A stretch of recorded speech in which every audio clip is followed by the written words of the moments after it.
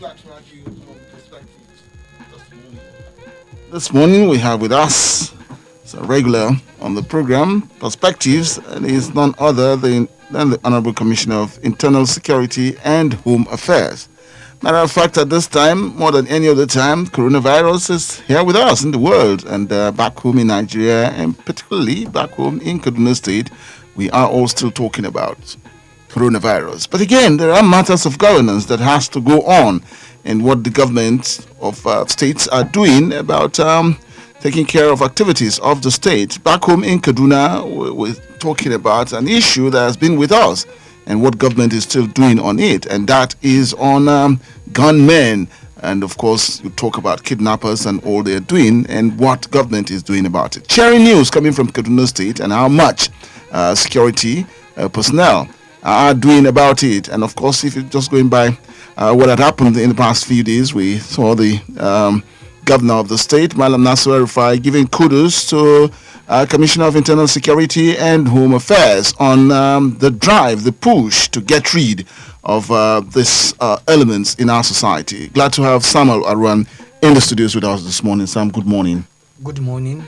Very long time. Yes. Very long time. Very long time. So I'm sure that would want to hear update about security matters in the state. What are government doing, and particularly, this part of it that is your purview, how we've come with security matters in the state.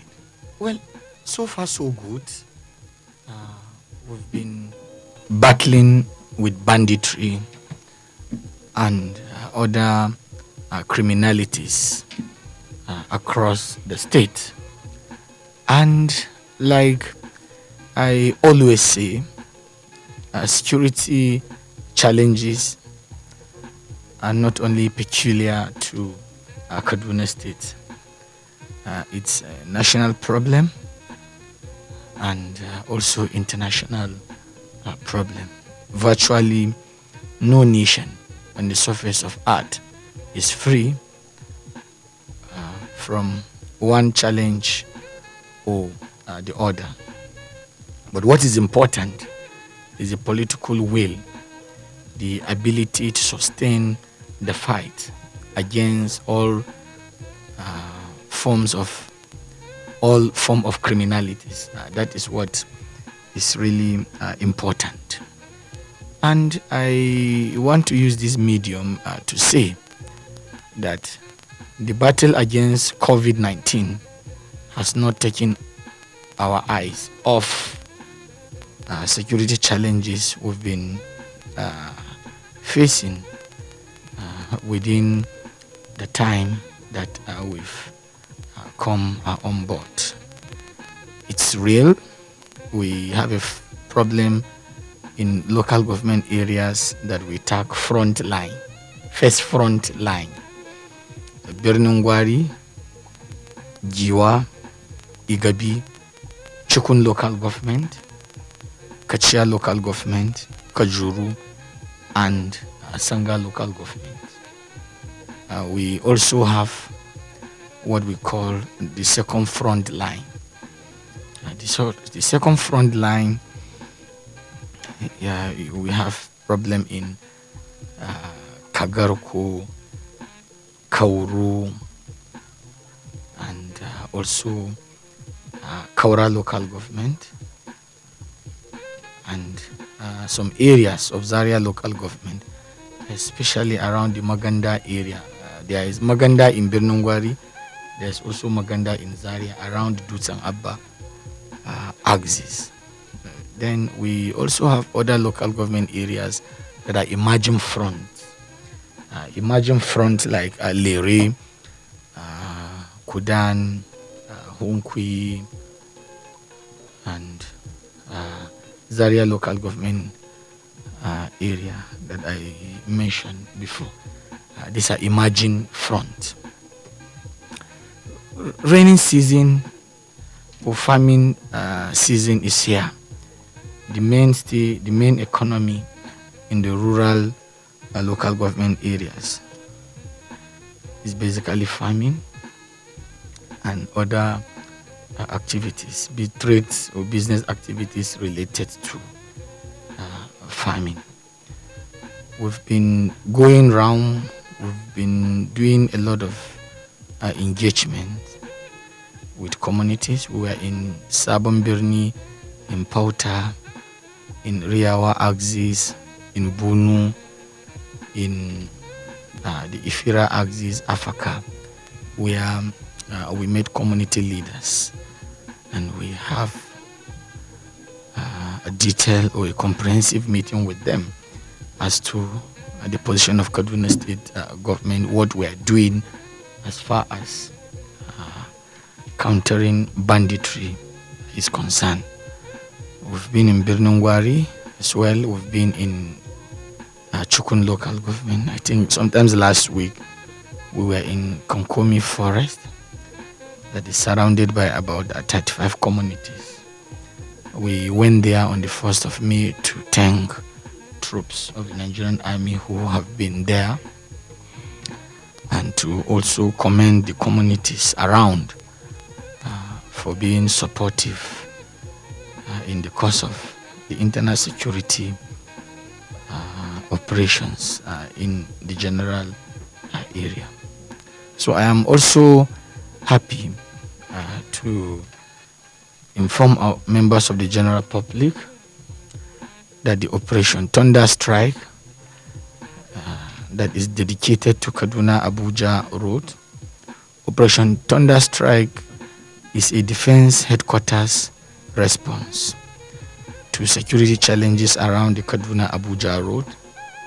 They are still on the ground doing the operation. They are still working around that axis. Along the Birnungwari axis, Operation Wild Punch, it is also a defense headquarters response. They are there as well. Both Operation Thunder Strike and Operation Wild Punch, like I said, multi-services operations. You have elements of the three services. They are there with also policemen, DSS, civil defense. They are all part of these responses by the defense headquarters in the two fronts. Then along the southern Kaduna axis, the Operation Safe Haven is also a defense headquarters response to security challenges in Plateau, Bauchi, and 5 local government areas in Kaduna State: Sanga, Jama'a, Zangon Kataf, Kauru, and Kaura local government area. You may also wish to know that there's an air component complementing operations of Operation Thunder Strike and Operation Wild Punch of the Air Force called Operation Gamma Aiki. That is the air component. They are also going round. It may interest you to know that on Thursday and Friday, they carried out air strikes in some locations in the Chukun local government area. We are happy to inform you that a reasonable number of bandits were actually neutralized. And in the course of that, munitions targeted for the criminals, a chunk part of it actually hit a church, Assemblies of God Church in Kabrasha, and it caused some damage on the church. We are speaking with the leadership of the church. Kaduna State government is taking responsibility of the unfortunate situation.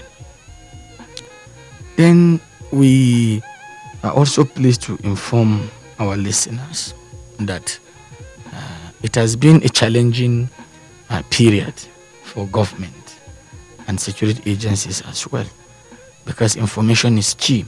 Timely information is key. If you get information, if you get timely information, it will help you to strategize very well and hit the target before the target reach their destination. But we are grateful, good Samaritans. A number of people have been helpful to us with information or intelligence, as we to say. I'm also happy to inform you that the different responses of the Nigerian police is also on motion. Intelligence response team, special task force, counterterrorism unit, and the Kaduna State Police Command have been helpful. Jointly, they have carried out several operations, and in these operations, we've also recorded successes. I wouldn't want to jump the gun, but any moment from now, you will hear from the police a certain breakthrough that was recently achieved. You will also remember that in January 2020, the Good Shepherd Major Seminary, situated on the Kaduna-Abuja road, was attacked by bandits, and 4 of the seminarians were abducted. At the end of the day, 1 was killed, and a woman, a wife of a medical doctor, was also kidnapped along with their children. The woman was also killed by the bandits. You must have heard that the principal suspects have been arrested. They've confessed to the crime. Operatives are still looking around for the rest criminals. Yes, we have challenges around the Maraba Rido General area up to Doka Mejama'a to Donhono to in Chukun, and also in Igabi from the Saurangiwa axis up to Afaka, somewhere around the Rogo area, and also very close to Kirawa, and up to Giwa around the Idasu, the Walawa, the Kidandan general area, and Galadimawa as well, and up to Benongwari, because about 4 to 5 days ago, 2 health workers were kidnapped at the primary health care center situated at Kakaki in Kakangi ward. We are still working on that. Be that as it may, security agencies and government have been collaborating, and we are doing our best. So far, so good. Okay, that was the situation report on the security aspect of it. So, like you know, along the line, we are also battling with the health security challenge. Yes. That is talking about the COVID-19. The state is the state government has declared lockdown on the entire state, and like we said, the declaration is legally, or is born out of the law. Section 2 and 8 of the Quarantine Act of 1926, and also the Kaduna State Public Health Law of 1917 give government the power to do what we have done in order to protect life and property, because there is danger. We have to do all that we can to control this virus from penetrating our state. So I like to say it clear that it is not the wish of the state government to put citizens into this excruciating situation, but it's for the overall good of people of. Okay, Sam, glad to hear that update is taking us back, and thought about what government is doing on security matters.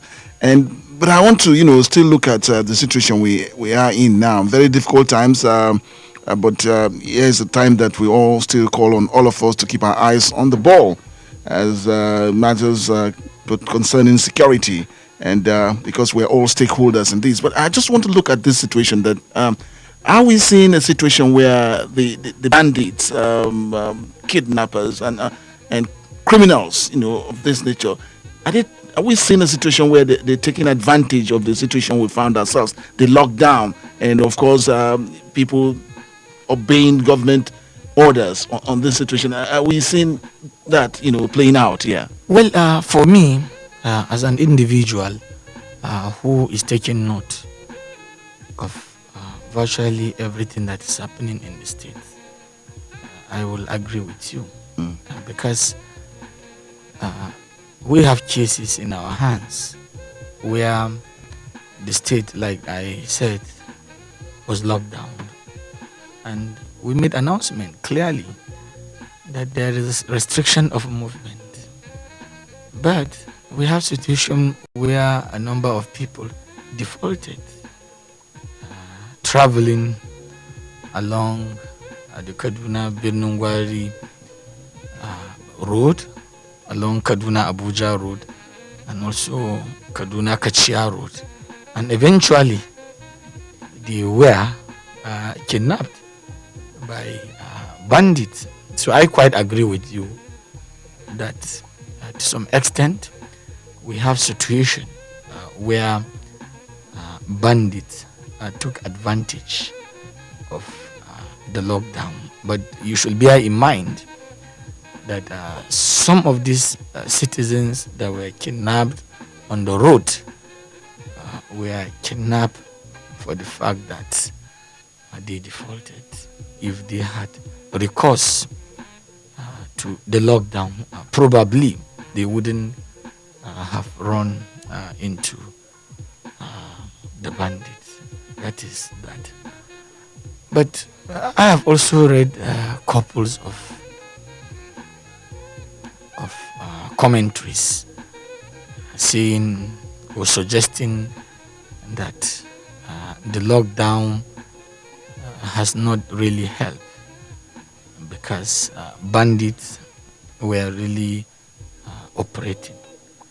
But what we should know, or what we know, is the fact that these are lawless criminals with no recourse to the law. These are people that are operating in the free areas or in isolated areas. So lockdown or no lockdown, they so much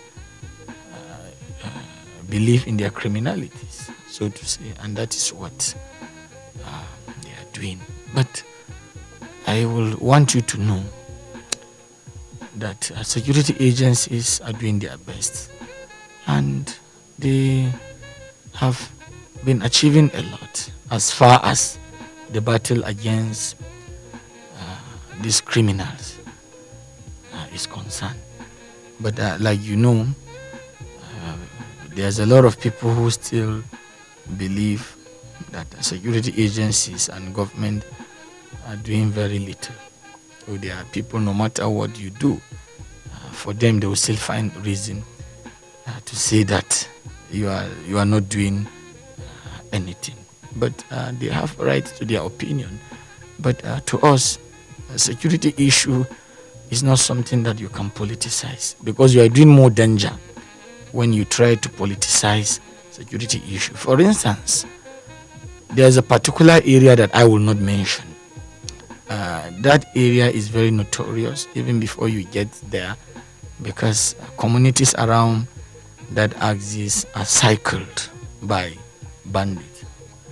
So if you are taking a help, if you are taking palliative to that area, it's not something that you engage into a publicity, because when you do that, you are endangering people that live around that axis. Yes, in as much as you want to be kind to citizens in need, this is purely humanitarian.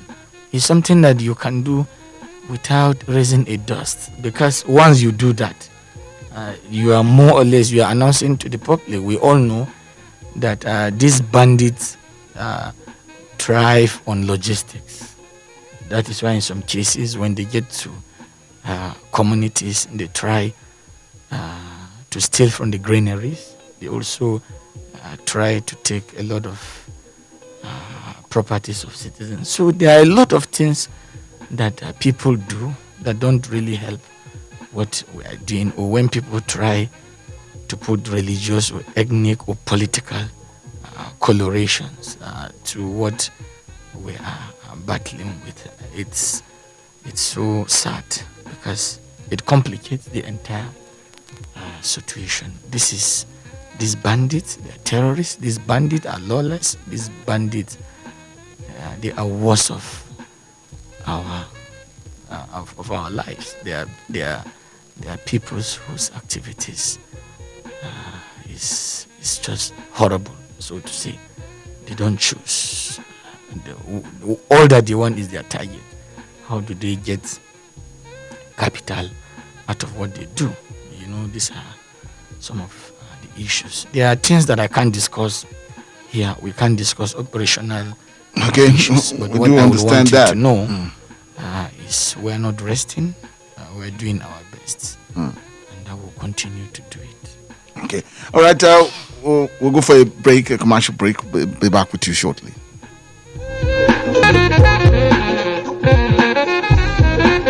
Invicta FM. It's the finest. Invicta 98.9 FM Kaduna, Nigeria. Stay tuned. What kind of talk is this anyway? Stay tuned. We put more on your radio than any other station. 98.9 FM.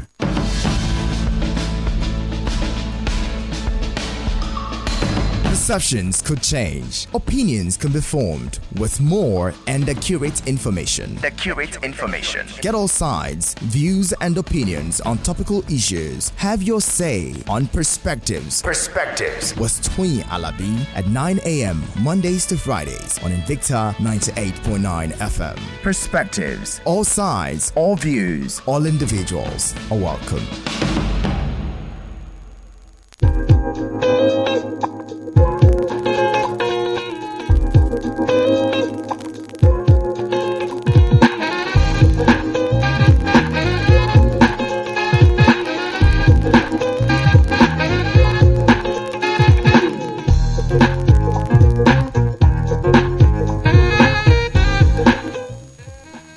Welcome back. Here's the program Perspectives this morning, coming to you on Invicta 98.9. And with us in the studios, I have the Commissioner of Internal Security and Home Affairs. Now, I want to place a little bit of emphasis on Home Affairs. Double feathers, you would say there, that Internal Security and Home Affairs. Home Affairs would mean that every other matters, coming out of the state, not just on security matters. Someone, I have an issue here with the points that you've raised. Coronavirus is here with us. It's all over the world, deadly as it is, taking off, both the old and the young, no respect for color, tribe, or, ethnicity, and all of that. And so measures have been put in place by governments of the world to keep us safe. Now, one of the measures is the lockdown, and of course, hand washing, social distancing, and all of that has been put in place. But I want to talk about Kaduna State and what it is experiencing now, that we're having a rise in numbers. I'm not going to delve into concerns of what the Ministry of Health will be into, but I'm talking about home health security now. That, inter-travels that we have, that how, people come in from states bordering Kaduna State, and again, keeping us all, unsafe, so to say. And then you have security personnel on our roads that have been asked to check, so much so that the government has put in place the mobile courts, to find out or offenders and to be charged.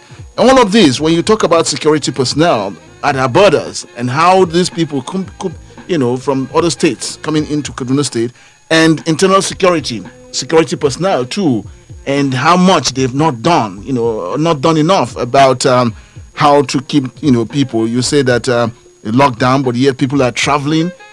People are around the state without concrete reasons to be out there? And why are we having all of this? And how safe are we with these people?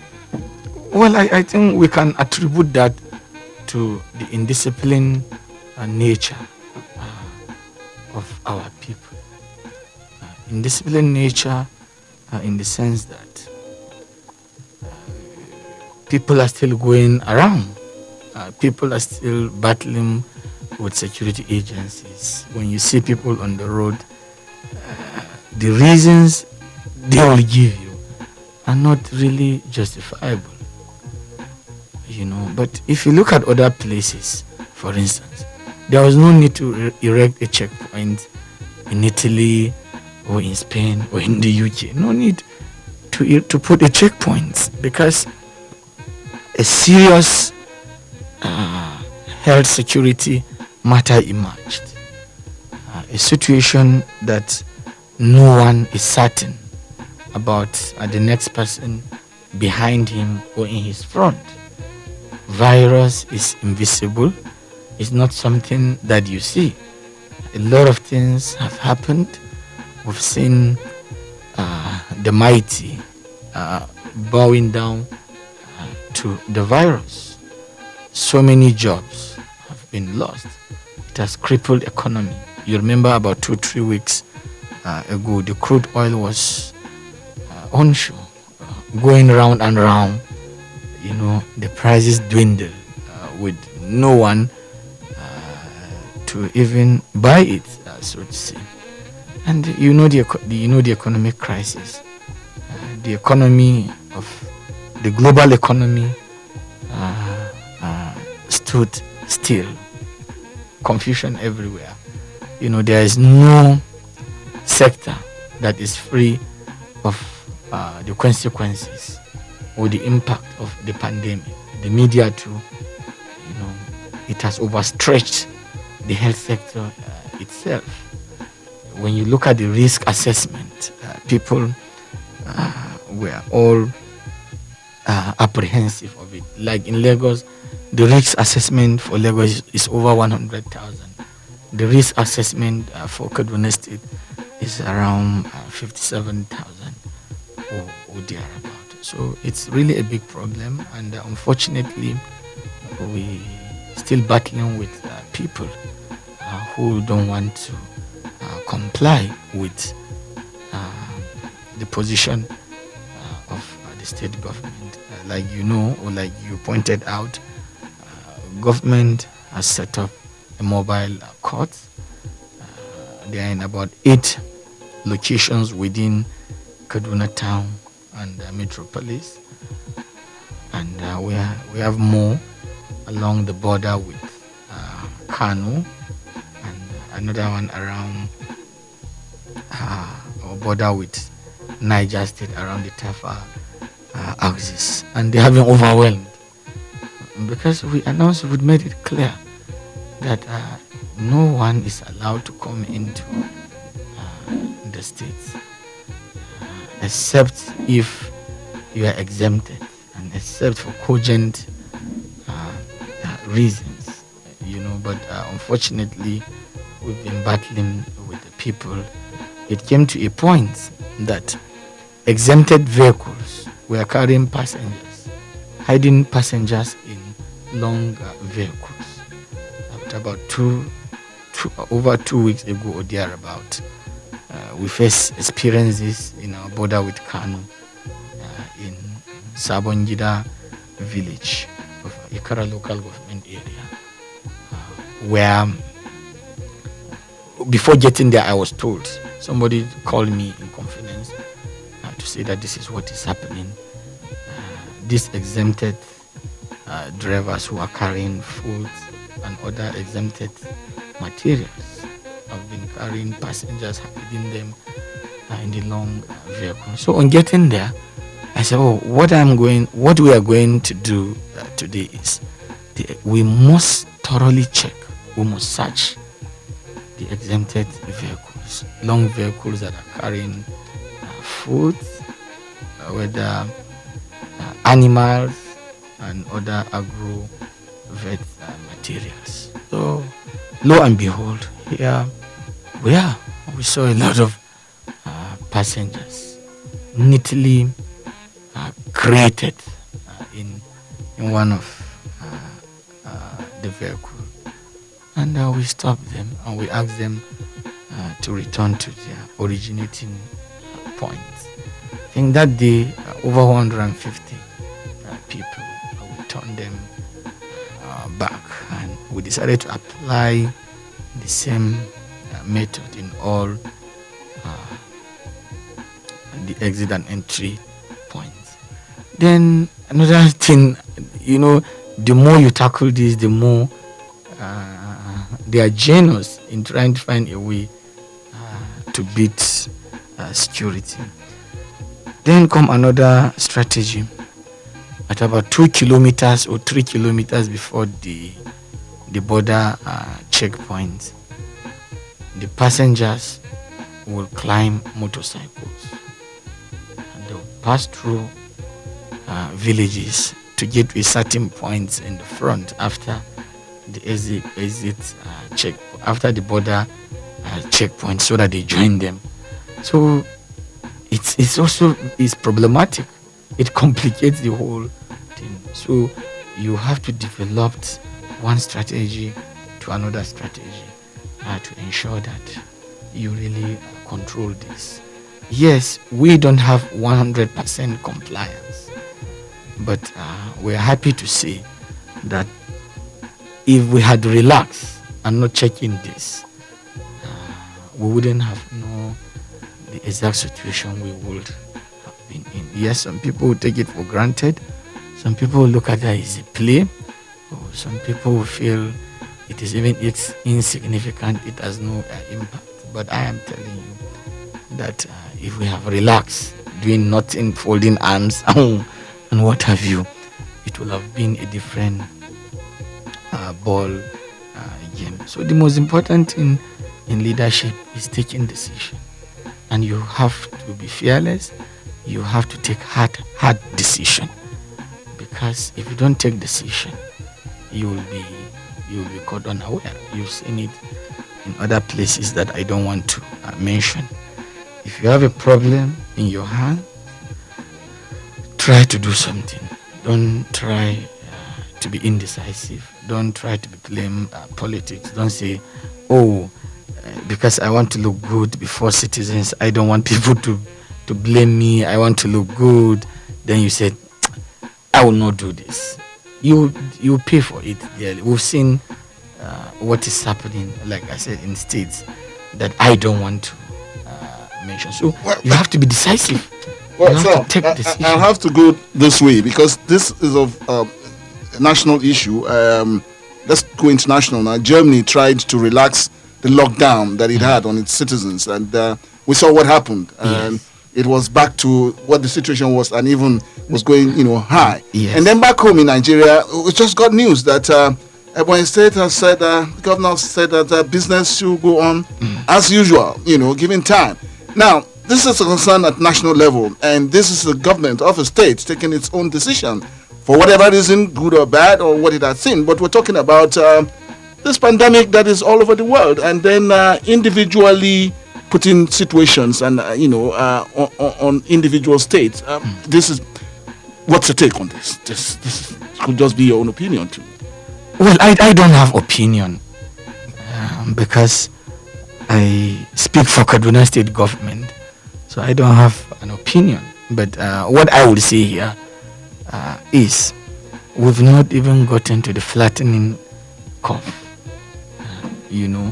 and from what we have read from different accounts with empirical evidences, second wave or last wave of pandemic from recent history have turned out to be more negative, impactful than the first round.